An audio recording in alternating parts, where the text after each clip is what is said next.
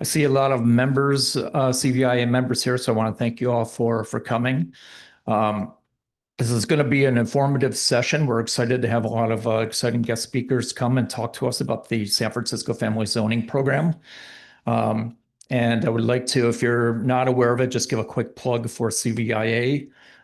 We are a members association that is responsible for improving the greater Haight-Ashbury and Coal Valley neighborhoods. We do a lot of community outreach and a lot of programs, such as our Santa on Coal, Cleaning Coal Streets, um, and participating with the fair and a lot of other social activities. So, and hosting events like this. So thank you all for coming. We hold monthly board meetings. If you are a member and would like to attend those, just let me know and I'll add you to the distribution list and you're welcome to join us at one of our meetings. But we'd like to thank you for being a member. If you're not a member, please contribute. We also have a wonderful newsletter that you'll get on a quarterly basis if you're a member. So thank you very much. We're also co-hosting this with the Coal Valley Merchants Association, and we have the president of that with us. So Dan, let me introduce you and let you say a few words. Hi, everybody. Can you hear me okay? Okay, good. Well, thank you all for being here. My name's Dan Surratt. I'm one of the owners of Finnegan's Wake, and as a merchant in Coal Valley, we formed an association after all these years, decades of time. We finally did it in 2023. So we've got the string lights up in the neighborhood. We've been doing some night markets, and we heard about this pending proposed legislation that we know will affect our city, and hopefully for the good. Obviously, there is, if you look at the proposed map, there is an area that is directly in our commercial corridor on Parnassus, and it's really small to read. I'll let them blow up the map on the screen, but I know it will affect our neighborhood. So we thought it'd be important to have a meeting and offer this to the community so we can talk about and listen to what the proposal is. Thank you, CVIA, for taking the laboring oar because they did everything. So really appreciate all the help. Thank you all for being here. The merchants meet the third Wednesday of the month at Coal Valley Tavern at 9 a.m. It's open to the public. You're free to come by. Thanks a lot. Cool. Guys, so a little bit about the format here. So we have, as I mentioned, a presentation from some of the city planning folks, and we'll go through about a 20-minute, 25-minute presentation, and then there'll be some time for questions and answers afterwards. So if you have questions, you'll get a chance to ask them after the presentation. But I'd like to turn it over to the folks that are going to run the presentation. I'll start with having our District 8 supervisor and the president of the Board of Supervisors, Raphael Mandelman, come up and introduce the topic and the speakers.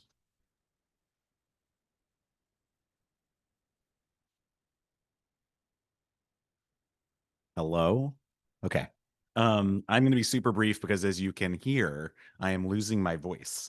But I am Raphael Mandelman, and since 2022, I think, in the redistricting, I have been you have been in, well, not here, you aren't, but a block or two that way, you are in District 8, and it's been an honor to represent you, and I will continue to represent you on the Board of Supervisors until the end of next year. You have a supervisor election coming up next year, so get ready to meet a bunch of candidates. Get excited. Democracy. If we have elections next year, we'll be picking new local leadership.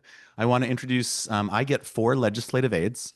One of my most amazing, oh, don't tell the others. My most amazing legislative aide, Melanie Matthewson, is the, big applause. Actually, some of you may know Calvin Ho, who was the Coal Valley point person. Calvin, since I've become board president, has been inundated with responsibilities, and Calvin's also pretty great. So, but we wanted to free up a little bit of his time to manage board agendas and things like that. So Melanie has stepped in to be the Coal Valley point person, and feel free to reach out to either one of us about planning and zoning issues, or transportation and traffic, or crime, or anything else that is concerning to you. One way of reaching our office is to email mandelmanstaff@sfgov.org. I do office hours pretty much every month, so if you want to come talk to me for 10 minutes in a cafe or get on a Zoom with me, I'm happy to do that. If it turns out that we need more than 10 minutes, happy to do that too. Mel and I are also going to be working on a public safety town hall, ideally with CVIA and CVMA. If you guys are interested in working on that, hoping to bring the DA. You have a new park station captain who you should all meet, and maybe bring some of the public health folks from the city over to talk to you. And we'll be trying to do that this fall. So today you're going to get to learn about and provide feedback on the proposed family zoning program. San Francisco must adopt a significant upzoning prior to January 2026. The planning department has been working on this for a very long time. At the beginning of last year, the Board of Supervisors approved our updated housing element for our general plan.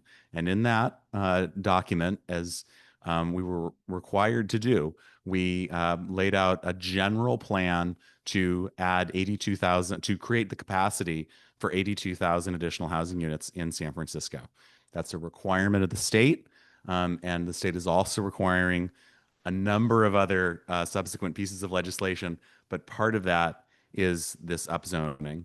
The folks in the planning department, I think, have been thoughtful and have tried to do that in ways that protect some of the things that we care about in many of our neighborhoods, protect rent-controlled housing, and generally are consistent with the San Francisco that we love. That does not mean they've gotten everything right, and it doesn't mean that there are not opportunities to make some changes. But we do have to adopt something, and it does have to be a significant enough upzoning that the state blesses it and says, yes, you have met your obligation to us after we submit it in January of 2026 or sooner. So there are many things to be potentially concerned about. And so you can, and many of those things are things that, as I said, the planning department has tried to address. I have indicated my particular concern about historic resources and what happens to them. If this plan works as intended, we're going to get a bunch more housing units. In general, that is a good thing. San Francisco has a shortage of housing. California has a severe shortage of housing. People can debate this. I believe those things. And we need to have more housing. But the concern I've expressed and have talked about a good deal with planning staff is that if we encourage a whole lot more development and don't have protections in place for historic buildings, we may lose some buildings along the way that have not been protected, that are pretty important to our city, and that we will regret having lost. So we're working with planning on how best to address that. There are some protections under state law that you can provide for designated historic landmarks and in historic districts. And so I'm talking to planning about how to do that in an expeditious way to allow lots and lots of development and not lose some of the most important historic stuff. That's my priority, and I'm grateful to planning staff for being willing to engage around that. So you're going to hear today from Lisa Chen and Sarah Richardson, who are going to present to you about this plan. And I will take my raspy voice and go away now.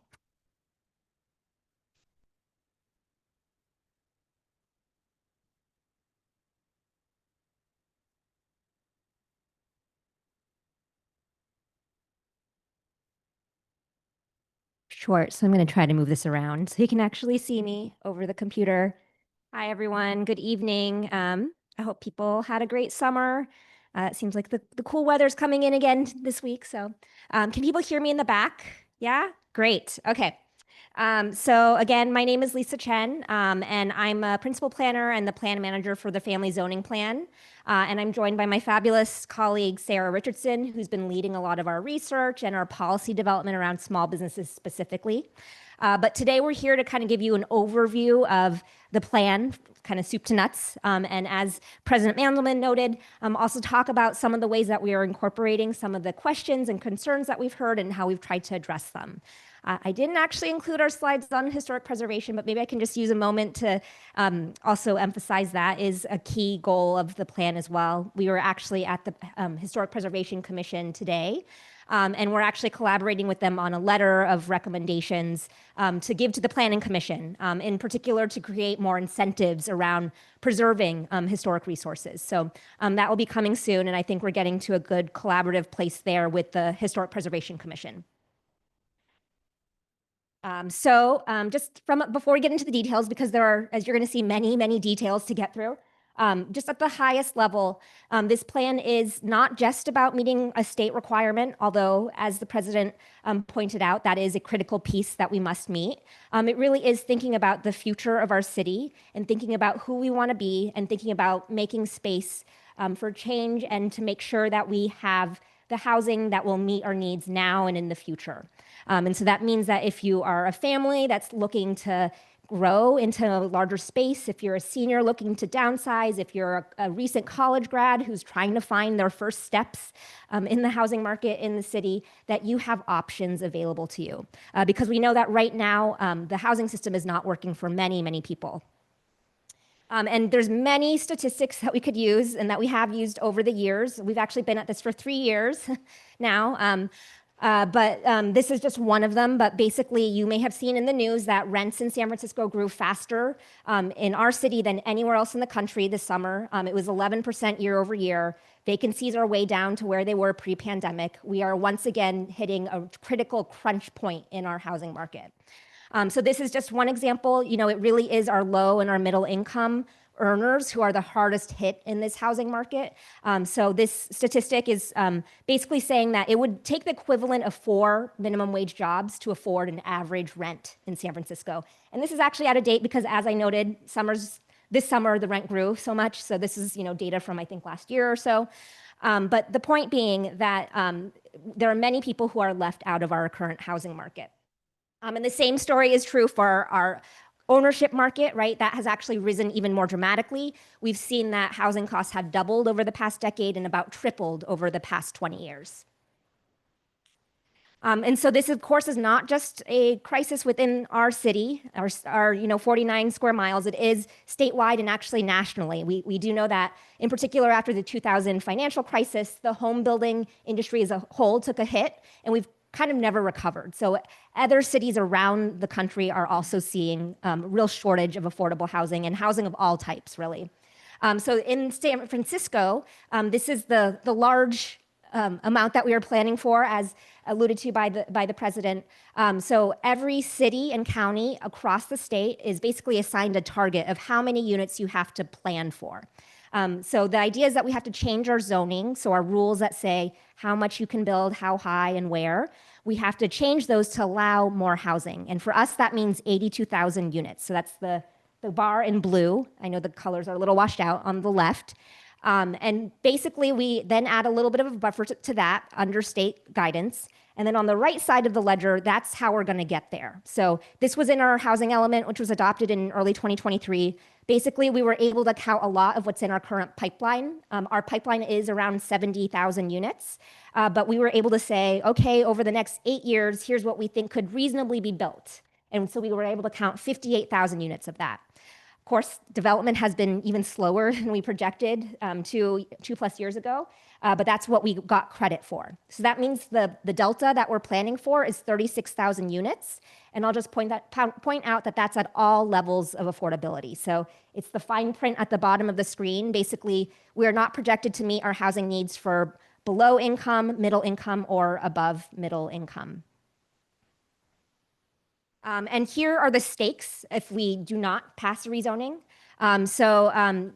If we do not pass rezoning this year, or if the rezoning we pass is not sufficient to meet state requirements, we could lose critical funding for infrastructure, transportation, affordable housing. We've tallied those funding sources in the past. They've averaged about $100 million annually. We could also be exposed to the threat of fines and lawsuits. And finally, we could basically lose local control and lose our ability to enforce our existing zoning.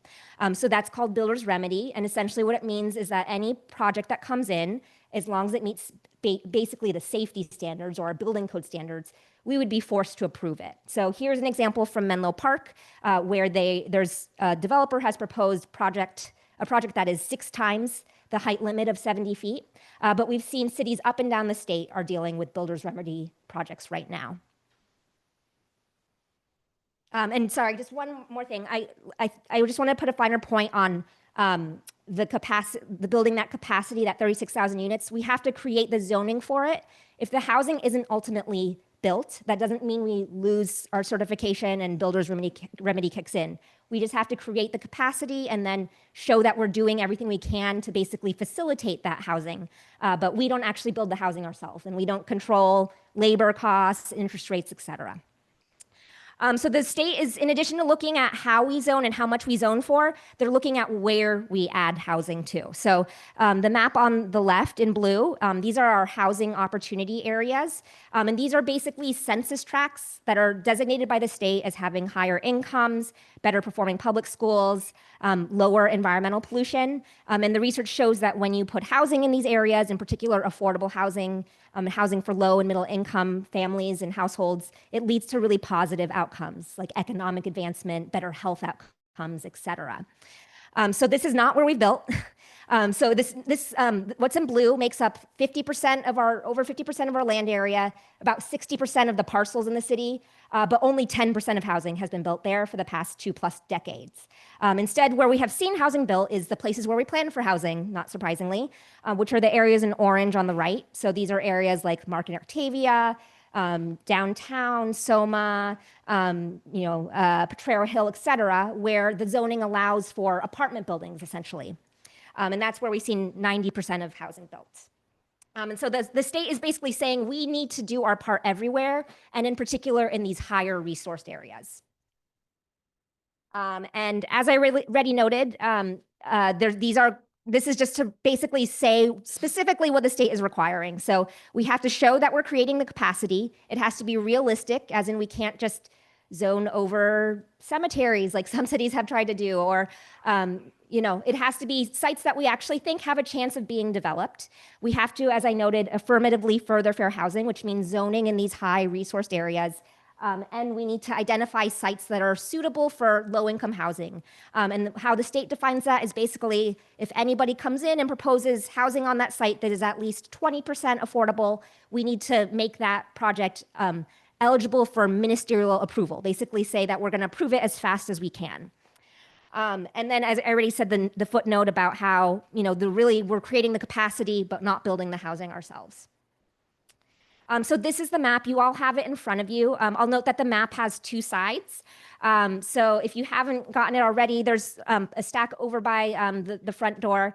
But basically, if you've been to any of these presentations before or been following it in the news, our map has shifted over the years, the past 3 years, but a lot of the principles have really remained consistent. So really, we are taking the lessons from the area plans that we've developed over the past 2+ decades, and we're extending those lessons into the west side of the city. So what that means is really thinking about growing where it makes sense, right? Thinking about placing housing in places that are close to transit, close to shopping, close to libraries and parks and other resources. So how that's represented here are the commercial corridors and the transit streets. So those are all showing up in color. Most of them are yellow and orange, which means 6 stories or 8 stories. Just for reference sake, the existing height limit in most of the city is 40 feet, right? So what we're really talking about is an increase of 2 to 4 stories above the existing height limit. There are a few pockets where we've proposed higher heights where it really makes sense. So areas like Market Street, Van Ness, Geary Boulevard, very wide streets where we're planning very robust transit like rail or bus rapid transit, et cetera. So that's the majority of the map. And then the other change that we've made in the map is that we're now looking off of the corridors. So everything that you see, and it's a little bit washed out, but kind of the light gray surrounding all of the commercial streets. There, what we're saying is you can build more in your existing envelope. So your height limit will stay 40 feet, but you can fit more units in there because right now we have caps basically that say you can only build 1 unit or 2 units, or you can use the new 4- and 6-plex legislation to maybe build 4 units, but you have to meet all those requirements, right? So what we're saying is we're not capping you at a certain number. We're just saying you can build what's within your box, but you have to meet mix requirements. So you have to have a certain number of 2 and 3 bedroom units. It won't be all studios, but basically you can do more with your existing property and your existing site.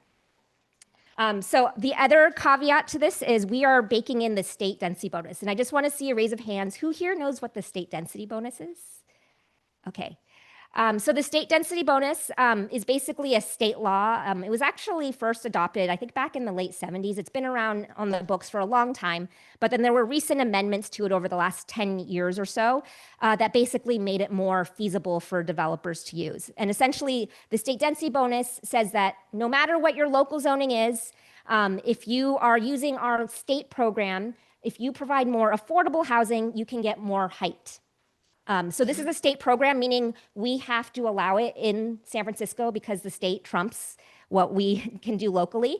But basically what we're doing through this local program and what we talked about today actually at the Historic Preservation Commission is about creating a local program that basically incentivizes people not to use a state program and to instead use a local program that comes with a lot of goodies that we want as a city.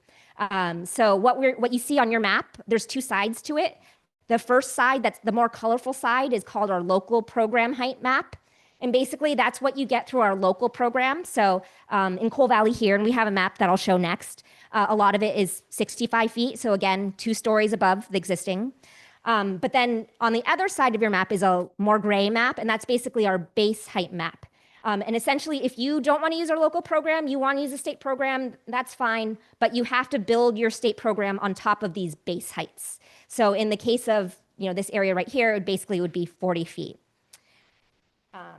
So here's the example from Coal Valley. So as I mentioned, a lot of it is yellow, which is 65 feet. There is a little parcel like kind of over by the hospital that is taller, and that's based on the existing height limit there. But the rest of it is yellow. I know the colors are hard, but 65 feet. And then basically the light gray is 40 feet. And then in some corridors, we also have this kind of middle gray, which is basically if you use our local program and you meet all of our requirements, you get an extra 10 feet. So you actually go up to 50 feet. So that's about 5 stories. No. So thank you. That's a great question. So we use 10. So the real answer is it really depends on the construction, right? Because some people it's 10-story to a floor. If you could try to squeeze in if you have certain construction types. So it's 9 feet. Sorry, 10 feet for a floor is kind of the rule of thumb. But if certain construction types, maybe you can squeeze it in and like have lower ceiling heights. But 10 feet is a pretty good rule of thumb. So 65 feet basically means 6 stories, and in part because often the ground floor is taller. So. Great question. All right, so I really want to make sure we get to the Q&A because I know we have about half an hour left. So I'm going to try to go through these next parts as quick as I can. But we do talk a lot about change because we recognize that this is a big difference. In these areas of the city, the 50% of the city that's only had 10% of the growth. So we really like to talk about some of the benefits that new housing can bring because we have seen this in areas where we have rezoned. So economically, we know that it can bring in a lot of resources to our community. For small businesses, the budget and legislative analysts estimated that if we met our housing needs, so the 82,000 units, it would bring in roughly $5.6 billion with a B dollars in local spending, increased spending power, basically. So, even if we don't get there, if we get to 10% of that, that's already $500 million. The other benefits, I'm sorry, I'm just gonna make sure I can see this. So housing affordability and diversity, that is, the number one goal of this. It's really the impetus for this plan. We do know that bringing in more housing will bring in more resources for affordable housing. Every new development has to contribute at least 15 to 20% of their units as affordable. That's under law today. But then we also know that they're going to be bringing in more money for 100% affordable housing buildings as well. And then the other thing is that building more housing of all types just creates more diversity. In particular, in areas where we have more single-family homes, having a mix of apartment buildings, townhomes, fourplexes, et cetera, really creates more options for all different types of households. The other thing is that we can create more housing choices and stability for employees, in particular for the employees who are now commuting in 2 hours or more from other areas of the region because they can't afford housing here. We also know that it will bring in more revenues for public services, in particular because of Prop 13. Our tax base is low in some areas, and so bringing in new residents, new revenues that can really stabilize our city finances. And then also there's climate and environmental benefits of building in areas like San Francisco, and in particular in these neighborhoods that had good transit access, good access to other public services, as opposed to building out in Antioch or Tracy or other areas. We know that we have seen these heights in these areas before. Maybe some of you know these specific buildings or see buildings like these in your neighborhood, on your block. These were all built before the current zoning, so they would be illegal to build today. These are some examples of new development in various parts of the city, both affordable development as well as mixed income. And then here's an example from Geary Boulevard. We are actually just about to release a batch of these visualizations. So this of course, these are not real developments that are proposed. These are just examples. But we are trying to basically show a range of examples from different streets, different areas, to give some idea of what these changes could look like. And in particular, we've really thought about views from parks and from public staircases and such to make sure that we're not really impacting the way you experience the city. This is a little bit of the data. So getting now to some of the concerns that we've heard, in particular, knowing that we have the Merchants Association here today, we have been really trying to bolster our conversations with merchants over the last several months. I talked with Kristen Evans, for example. We've had many conversations we've talked with merchants associations across the city and really trying to hear their concerns. Because as I've noted, we are focused on commercial corridors, and they are commercial because they have businesses on them, right? And so we want to think about what the impacts could be and try to address them as best we can. But what we do know, so again, actually this is from your district, President Mandelman. What we do know is that when development happens, financing is somewhat simple in a way where it's really looking for the easiest opportunity, right? It's looking for the lowest risk, right? And so what we see is that when new housing is proposed, more typically, it's not on a site that has a thriving small business. It's not on a site that has a historic resource or housing in particular. We make it almost impossible to demolish sound housing in the city, and I have a slide on that too. Really, the developments tend to happen on vacant sites, parking lots, gas stations, auto body repair shops.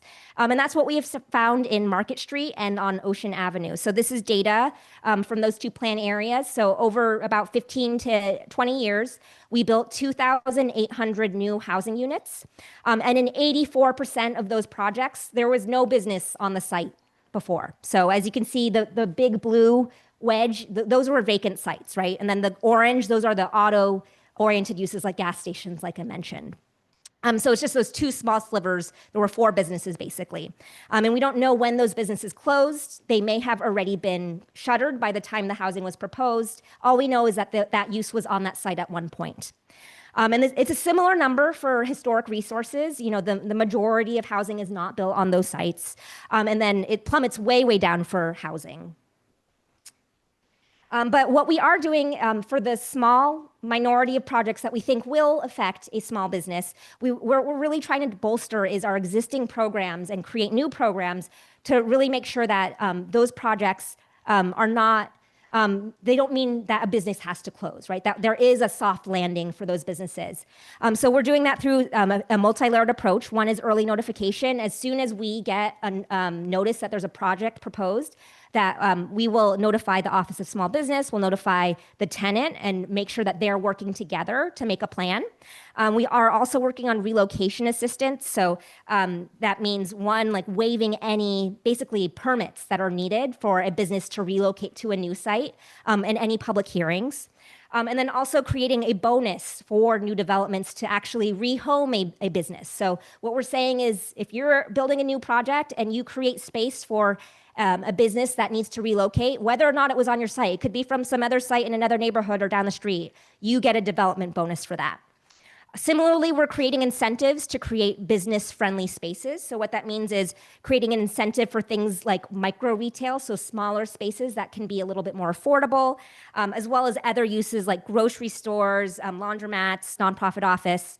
And then we're also creating a new type of zoning that will actually expand the places where we are allowed to build commercial uses on the ground floor.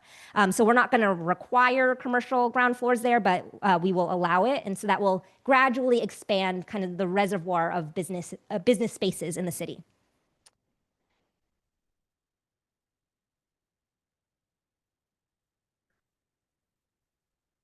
To RTOC. Do you mind if I do that at the end? I just want to make sure I get through everything and then I can go back to the map. Yeah. Thank you for that. So the other thing I just wanted to note, we are working with stakeholders like Kristen and others around adding more to the plan. We want to make sure it's as strong as it can be. So we're looking at additional incentives. We just spoke with GGRA, the Restaurant Association, earlier this week about basically adding an incentive for tenant improvements. In particular for food service, we know that building out a new space is cost prohibitive. So making sure that we can get the developer to do the right thing and add some of those features already. And then also we are looking into the idea of allowing the developer to basically make a contribution to a fund that could go into basically paying relocation costs. As I already noted, we're trying to waive all fees. And then the last point, I think we can skip over it, but basically we had been working on kind of a modeling state law and requiring a relocation payment, but we may not be able to do that because of state law.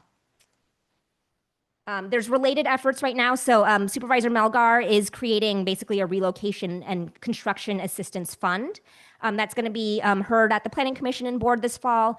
Supervisor Chan also has a pair of pieces of legislation, Workers' Opportunity to Purchase Act, and also a conditional use authorization for legacy businesses.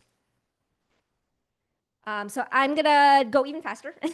Sorry about that, but I do want to make sure that I also emphasize. I know there is a lot of fear, in particular around tenant displacement, because we are a city of renters. We're something like 67% renters in San Francisco, and a lot of us rely on rent control, right? And so I just want to make sure that people are aware that there are already a long list of policies on the books that make it very hard to demolish existing housing, and in particular, rent-controlled housing. So what we're doing through the plan is we are bolstering that. We are actually working with Supervisor Chen from District 11 to introduce legislation that should be coming out any week now, called a Tenant Protections Ordinance that's going to strengthen these laws even further. But we know we also need to do more. This was a bad budget year for the city, but as the budget improves, we need to be spending more funds on things like tenant assistance, legal aid, and so on, just to make sure that even if you're not displaced by new development, even if it's just, your landlord is trying to evict you, that you have the services you need. And that's especially needed in a tight housing market when, it's just, there's an incentive, frankly, for your landlord to evict you if you're paying way below market rates. So as I mentioned, it is very hard to demolish housing. So this is the data. So over the past 13 years or so, we've seen an average of 18 units a year demolished. Our existing housing stock is roughly 420,000 units. So this amounts to 0.00004% of our housing stock a year that is lost to demolition. This includes projects like the Conservatory of Music, where, it was basically demolishing a dorm to build really renowned facility, right? Whenever you are proposing to demolish rent-controlled housing, you need a hearing, a conditional use hearing at the Planning Commission. They rarely grant it. You really have to demonstrate a very high bar in order to get one of these approved, and that serves as a disincentive. So of those 18 units a year, about 11 units of those are single-family homes, and about 7 units a year are multifamily homes, which include rent-controlled homes. And as you can see on the right, this pie chart describes data on evictions. Demolitions make up 4% of evictions. It is far, far more likely that you'll be evicted because the owner is moving in or their family's moving in. They want to kick you out to, do tenant improvements or other capital improvements, or they're doing an Ellis Act eviction, which basically means they're taking the unit off the market altogether. The last slide, this is basically I'm not going to go over the details because it's a lot, but we do want to say that we are taking affordable housing seriously. This is a multi-pronged approach. I already mentioned that, we have inclusionary housing requirements. We are also working actively with the Board of Supervisors, with the Mayor's Office to come up with additional new funding sources.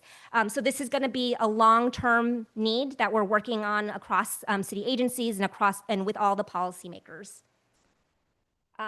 This last slide is just the next step. So as the president already noted, our deadline is January 2026. Our next big milestone is a week from tomorrow.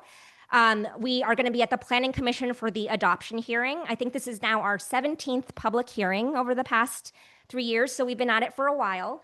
So after it's passes the Planning Commission, which we hope will be on September 11th, it's going to be at the board. So it'll start at the Land Use and Transportation Committee, then go to the full board.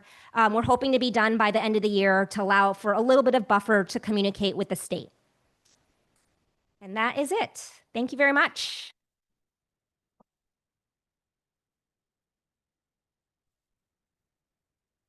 All right, thank you, Lisa. Any questions?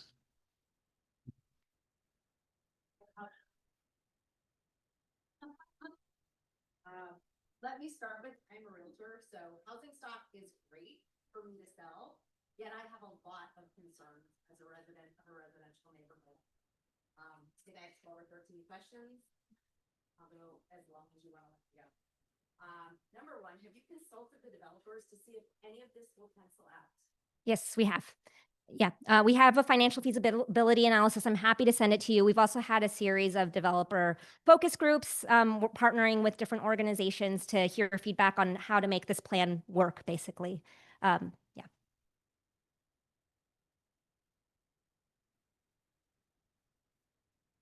Both, right? And that's what we've seen over the years. I've worked on other area plans as well. It really shifts depending on the economy. Sometimes there's more demand for rental, sometimes condo. It really fluctuates.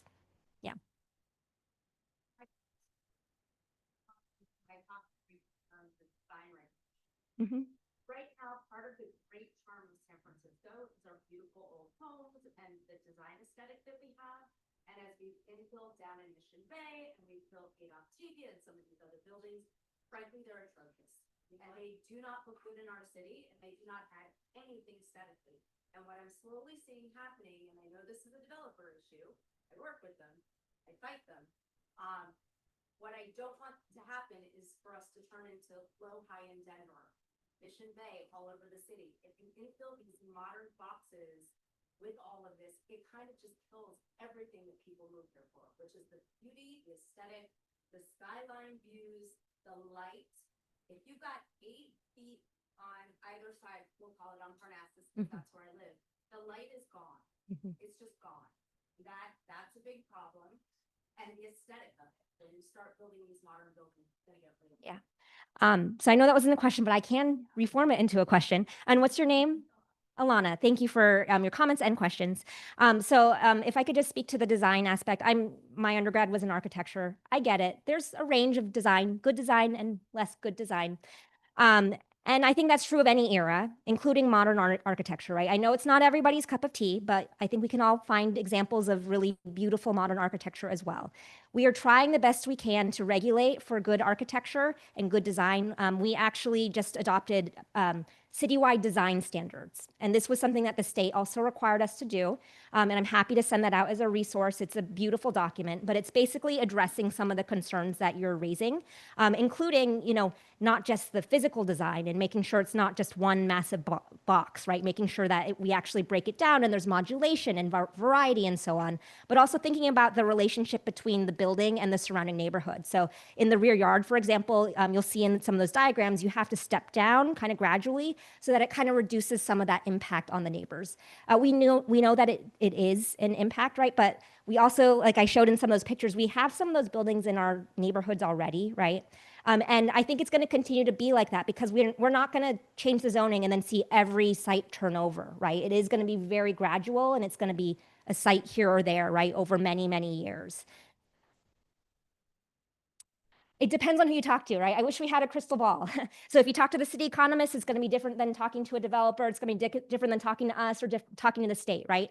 But we are optimistic that we're I think one of the selling points, and maybe we don't sell this enough, is that we are creating a variety of options, right? We're creating the high-rise stuff, right? We're creating the mid-rise, the 6 to 8 stories. And then we're also creating this so-called gentle density, kind of the 4-story and below smaller types that are maybe 3 to 8 units, right? And because of that, it means that we're going to have at least one of those is going to become feasible sooner, right? And we will see hopefully a mix of those over time. Yeah.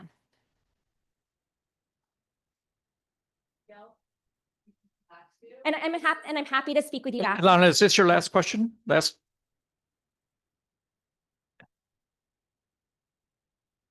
Yeah. Yeah. Not been organized to do the water main, the sewers, the cable at the same time, Yes. and the roads are terrible. How are we gonna fix all that with all this construction and see this? Yeah, and I feel a lot of sympathy for that. I don't work for MTA, so I can't speak for, or Public Works, so I can't speak for those specific projects. We were recently at West Portal, their Merchants Association, during the pandemic of all times, there was major upgrades to the Muni line or the rail line right there, so it was kind of a double impact of COVID plus, less parking, et cetera. So, so there's kind of 2 answers to that. One, just from a construction impact, which I don't know if that was really your question, but that's part of it too. It's both, right? Yeah. From a construction impact, what we like to remind people is that building a housing project is not the same as closing 3 blocks of Terraval to, improve the bus loading. It is much more specific to the site. And we do have policies that require the developer to basically try to be a good neighbor. We can look at whether we can strengthen those policies. We have heard some good examples of, for example, the McDonald's site, the affordable housing site on Haight Street, where they worked with Amoeba Records next door to plan their construction around the hours of operation, right? That's what you want to happen. So I think looking at how we can kind of codify some of that is really promising. But then in terms of kind of just the infrastructure capacity, I'm happy to send you a memo on that as well. We did have a hearing at the Planning Commission on that topic. We are part of the Capital Planning Committee with all of the capital agencies from parks, schools, Public Works, PUC, et cetera. Kind of the consistent message that we're hearing is, one, they already do plan for growth over time, right?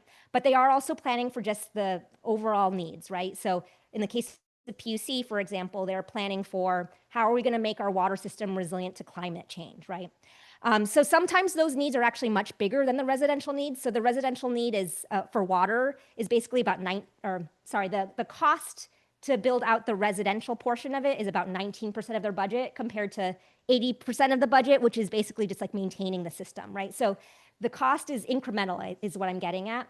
And then the other thing is in a lot of cases, there is existing capacity because we're planning in places like this. It's not Treasure Island where we have to build the whole park system, the whole sewer system, et cetera. These are areas that have already a pretty good level of service. It's not perfect.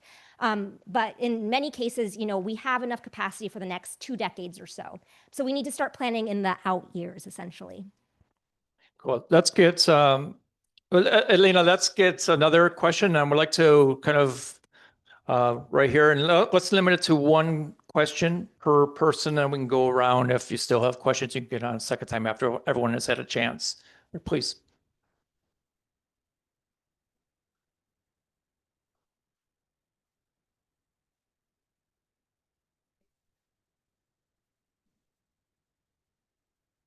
Both residential and public architecture, and I'm a merchant in Colville. So for me, the charm of San Francisco, as she mentioned, is our European scale.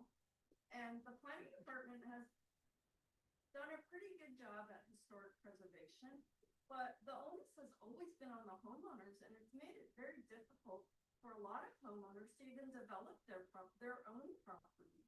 And yet you would let big developers come in and build these giant things that kind of don't belong here. And I kind of feel like that is more money-based. My question would be, what has the planning department done with the state to recognize that City of San Francisco is a landlocked entity, 49 square miles? We're not like Fairfield or LA or San Mateo or parts of Contra Costa County that are unincorporated that can work with this law. Where are the exemptions for our special city?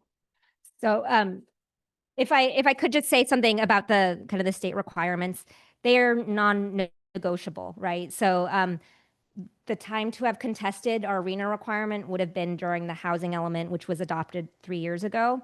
Up and down the state, there were cities that said, we don't like our housing allocation.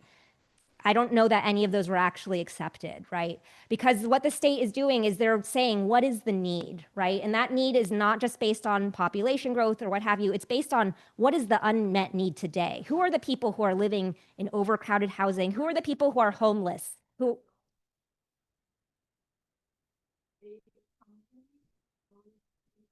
and 7,000 units each. yeah. Whether it's rental or ownership. And I just feel like those kind of people don't need to own more units and build more stuff. I think if you were gonna support individual homeowners like Mr. and Mrs. Smith, who own 3 units, to develop and get a 4th unit, I could support that. And that is part of the plan. I mean, so this, I think by actually adding more areas to the map, we are hopeful that this actually benefits, the average homeowner as well, right? Because, it's basically allowing you more flexibility with what you can do in your property. Sorry, if I could just finish answering the question. I think something that we have heard, there have been trends over time in the home building industry. I kind of alluded to it earlier during the 2008 financial crisis. It actually kind of consolidated some of those firms even more and made it even a little bit harder for the small guys to get into the industry. I think we are actually hoping by creating more of these opportunities through this plan that maybe we'll see kind of a renaissance of some of that. And we actually have seen some of that happen up and down the state. So for example, when 4-plex and 6-plex legislation was adopted at the state level, you started to see these companies popping up basically saying, how can I help you build a 4-plex on your home, on your property, right? So, we are hoping that by saying like, well, now it's not just 4-plex, it's actually, 6 units, 8 units in the same envelope, that there's going to be more of those opportunities. And San Francisco definitely used to have more of that kind of small home builder industry. Yeah. Let's go with the white hat. You promised to get more granular about Coal Valley. Sure. Perhaps I'd like to see that. Yeah, I can put that back up. Is what percentage of San Franciscans are over 65 or disabled? And what percentage of the new construction will be ADA compliant? Yeah, those are great questions. Sorry, I'm just trying to find the right slide.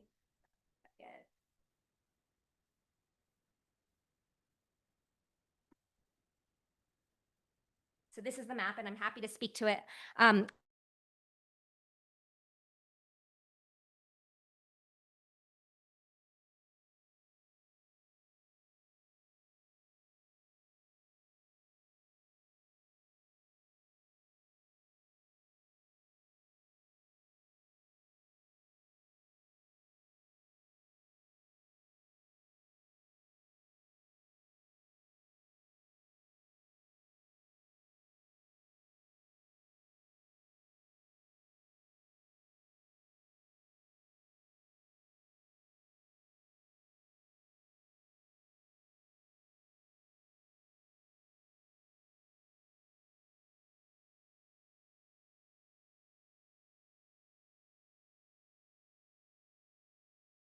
I know we have, this is an area, it's not quite my area of expertise, but I'm happy to connect you with others or ask the question and get back to you. But what I will say is for affordable housing, there's like certain requirements around percentages of which need to be ADA accessible and adaptable.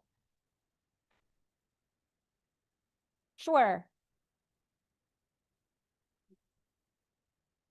Absolutely, right. So like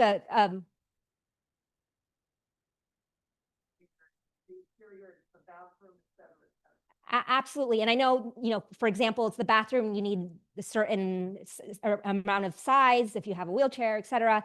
So what I'm saying is I know the standards for affordable housing. I don't know the standards for market rate housing, but I'm happy to look into that and get back to you. Yeah.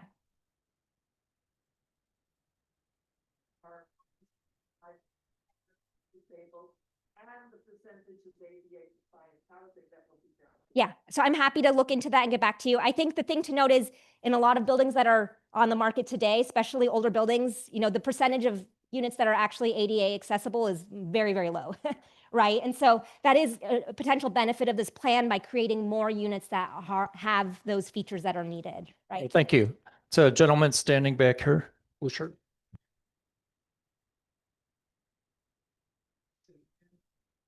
For this plan, my name's Daniel. I'm a resident in Fall Valley. We just completed a renovation, and I wish this was in place beforehand because we would have, someone suggested, added an extra unit or two and rented it out if we could have built higher in our, personal mom and pop renovation. Mhm. I do worry, we've got 2 teenagers, and I worry how they'll be able to afford to live in the neighborhood.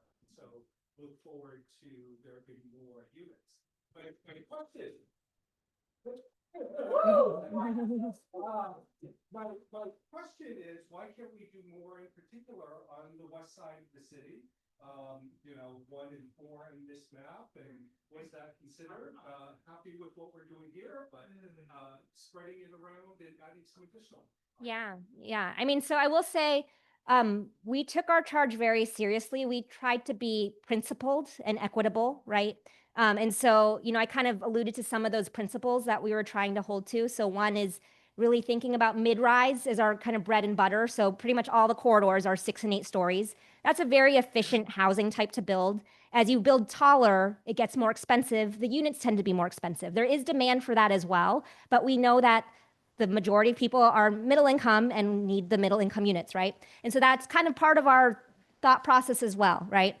And then the other thing, so that was kind of the overarching principle. And then we were kind of layering in the areas where we thought it could support higher heights, right? So it isn't necessarily thinking like, where are we going to concentrate all of the high rises? It was more thinking about where is that confluence of, really robust transit access. So Market Street, Van Ness, et cetera. Glen Park, for example, we have a little node right around Glen Park BART, right? Because it's a BART station. So it was planned more in that way, not really like district by district, like we need to have this many units in D1, this many in D8, et cetera. Yeah. Mhm. All right, thank you. Well, right here in front. My question is about street specifically. You talked about historic preservation, but Haight Street is a historic neighborhood, and how does the city, what happens when everybody is building all of these buildings on Haight Street? How does the historic nature and the tourist destination of Haight Street still exist? Yeah. Because I'm all for all the housing, but we would lose the cultural gem. Yeah. I mean, so Haight Street and many parts of our city are very special, right? And so the question is really, how do we maintain what's special about them as we add new housing? So, I mean, I think the answer I would give is to remind people that it really is incremental, right? So it's not that housing is going to happen overnight. And we've seen that in other area plans, right? Like there's other area plans where we've rezoned and 20 years later, there's still a vacant parking lot that hasn't been developed as housing, The other thing I would know is in Haight Street in particular, there's a lot of businesses that are quite small, right? So 2,000 square feet, 4,000 square feet. A developer is really looking for 8,000, 10,000, 15,000 square feet to build most efficient buildings, right? And so in particular, in these really fine-grained commercial contexts, you're not going to see a lot of as much demand for the new development, right? So it really will be even more incremental in places like that, right? But the McDonald's site, for example, that was a large parcel, which became affordable housing. And then the other thing is, I noted, if there are any sites that have housing above, then basically it becomes even harder to develop it as housing. So it is going to impact different corridors differently, just depending on where the opportunity sites are. Yeah. Great, thank And you. then, sorry, just one thing I would add is, I would also just encourage people to look at where we have added housing, and I know people have their opinions about Mission Bay or Mission or Somewhere or what have you. But you do still see a mix of old and new uses, right? Like when you go down Mission Street, for example, there's new, fancy towers, but there's also the existing old businesses and restaurants and clothes shops, et cetera. Same with Hayes Valley, same with Ocean Avenue, Market Street, et cetera. So yeah, it is a very gradual process. All right, thank you. Yeah. How about way in the back row? Hi.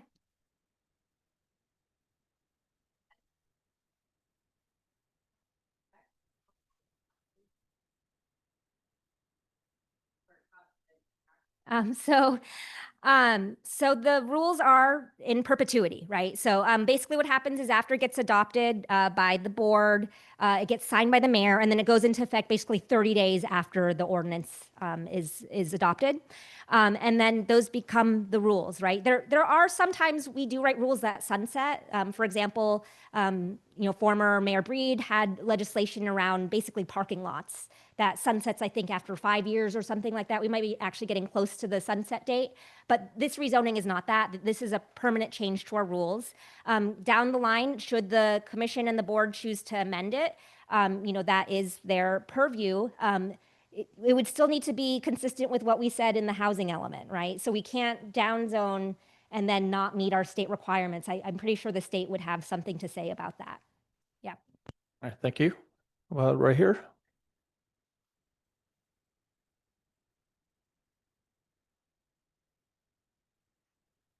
Sure, sure. So, go back to it. Thank you. And I must admit, I don't have all the details in this specific map.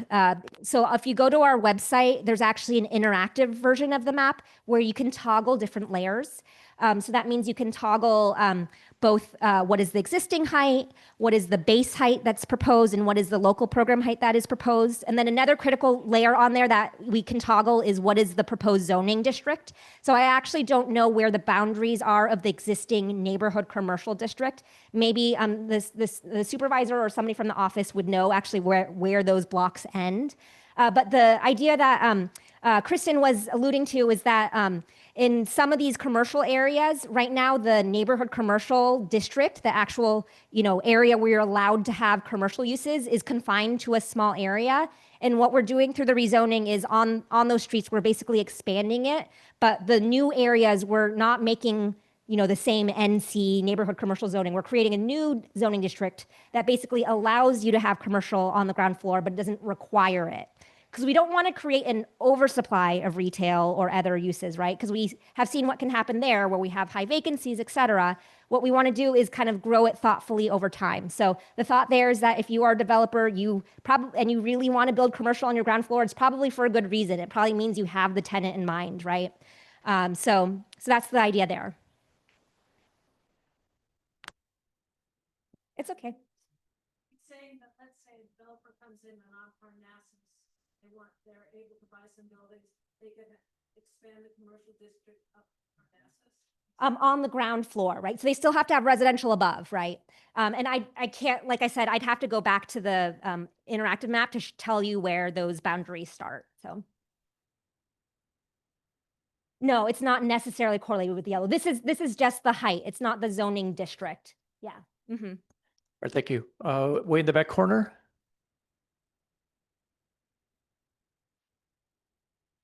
Mm-hmm.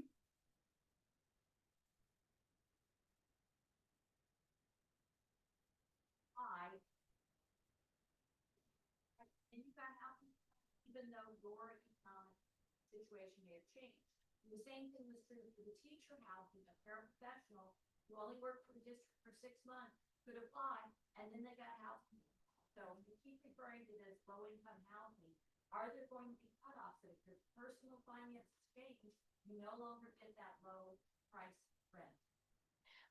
So this is more of a mayor's office of housing question. I believe that you do have to maintain eligibility because it's not like rent control, which actually is another example where it's actually not means tested, right? It's just based on when you rented that unit, right? But then once you're in the unit, you're in, right? I don't believe I think with affordable housing that there is like I don't know if it's annual or what have you. It is annual, 1 to 2 years.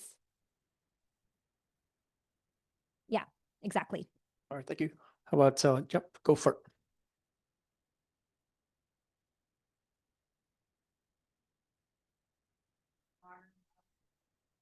Very the lots are historic, neighborhood, all of them. And my other main question is, I'm concerned about water. We have shortage of water, and I feel like all this new construction should be using gray water. Mhm. That 7 by 7 miles. Mhm. We're adding all these new people. Where is the infrastructure for that? Yeah. And are they going to be sustainable, LEED certified, long lasting? Yeah. Yeah, so the good news for you there is that new modern construction codes, including our local building code, really require very robust measures around water efficiency, energy efficiency. The president actually has legislation around, eliminating use of gas, for example, right, to really make sure that we're doing our part to reduce our environmental impact. No, gray water is another thing, and I have a little bit to say about that too. We do need some of that. I will say that, we're lucky in San Francisco where we have Hetch we have a really robust system. We have added over the last, I forget the time frame, but we've added 50,000 units over the last, is it 10, 15 years, 20 years? 20 years, and our water consumption has actually shrank. It's reduced because the new construction is so efficient. And some of it is through educational campaigns, right? Like you can get rebates to fix your toilet, fix your plumbing fixtures, fix any leaks, etc. But a lot of it is also because when we replace older housing that may not be as efficient with new housing that is very efficient, we get more bang for our buck, right? So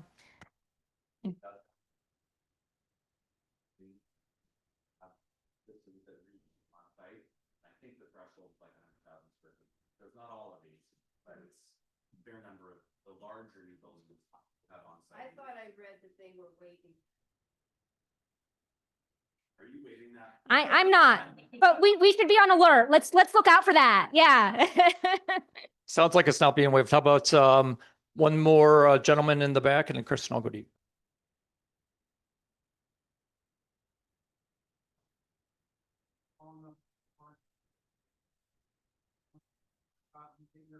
Lisa, on this, but I'm here today as a resident of the district, and I want to thank President Mandelman because he has done the most of any supervisor, I think, in terms of addressing the historic preservation piece of this puzzle.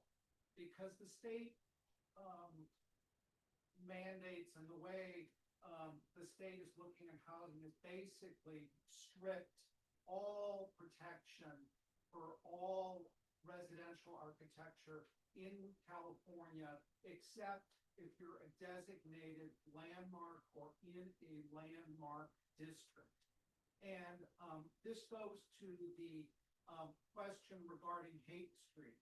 And one of the things that concerns me about our district is, and we were just in a lengthy meeting that Lisa referred to today, is that buildings in San Francisco are undergoing a survey process to determine their historic significance. We have A-rated buildings, B-rated buildings, C-rated. A-rated buildings represent around 14% of our building classification. Much of Haight Street is in fact A-rated building. But this gives these buildings we have zero protection for these buildings anymore. They can be torn down as of right if they are residential income homes. We need, and I'm encouraging all of us to encourage the supervisors to really, really look at this. And a number of us on the Historic Preservation Commission meeting would like to exempt A-rated buildings from this effort. We are told that we can't meet the state mandate levels if we do that. And so I think it's great to say, oh, it's going to be incremental, but the state is going to judge this on whether they believe it actually can be done in 8 years. And so this is profound change. We are getting profound change. If you look at this map, it assumes a 65-foot height limit in the bulk of Pole Valley and then all the way running down Haight Street. My suggestion is the other tool that we have, in addition to landmarks, and President Mandelman it has an unprecedented package of 14 or 13 landmarks coming to us, is that we need to use landmark districts, which is the other category. And we need to encourage the Board of Supervisors to fully fund the survey and to commit to creating districts that preserve the character of unique neighborhoods. Because landmarks are great, they're one-offs, they're wonderful. But what people come to in San Francisco love is the row of Victorians on Alamo Square, the Webster Street Historic District. And Haight Street, you think of it as historic, we think of it as full of A's, but doesn't matter. It's not historically protected, and you just need to know that as you evaluate this plan. So please get involved, please support Supervisor Mandelman, who's really pushing on this, and thank you. All right, thank you for the comment. Historic districts. Kristen?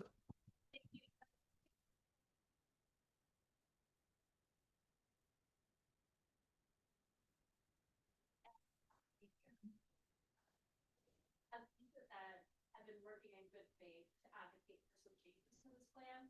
I just wanted to mention that one of the things that we have been advocating for is protection for small business. And in the Haight Ashbury, as was mentioned, there's certain sites that we already know are being marketed for development, and that includes like old dialysis clinic space where the former Rasmussen was. But there is basically any large scale vacancy. Amoeba could be obviously a prime target as well. So there are going to be certain lots that are going to be more appealing for development because of their size. But there's also the possibility of combining storefronts. One thing that you may or may not know is that a lot of storefronts are owned by 2 or 3 landlords on HP. So it's actually not too possible that a couple of those small storefronts could be combined by a building owner to develop.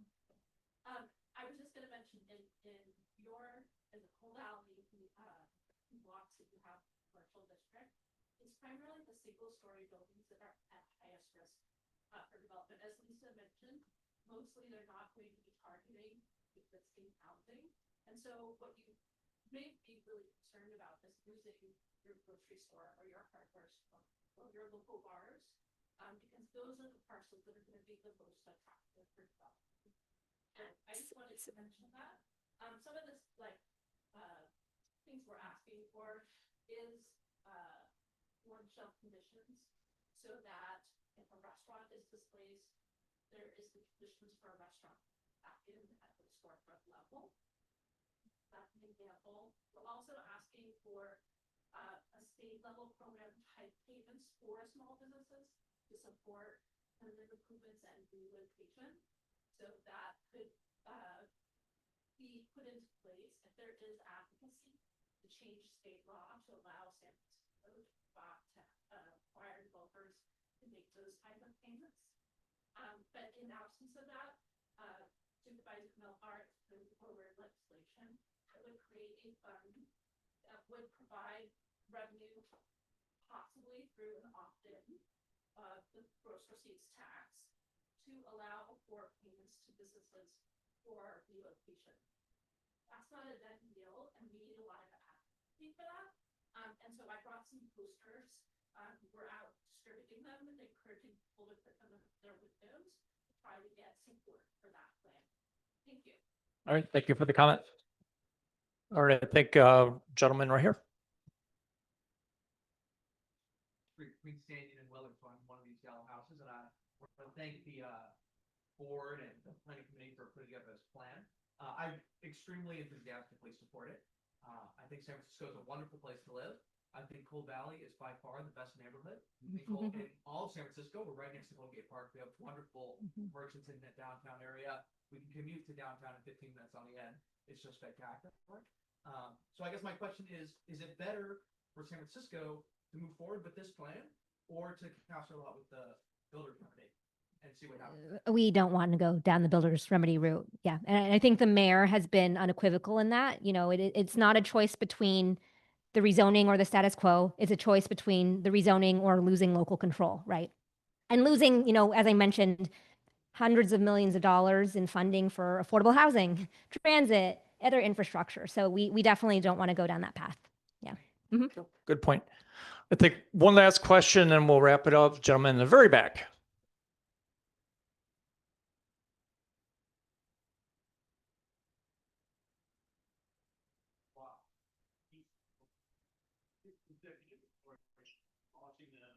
Putting in a door out.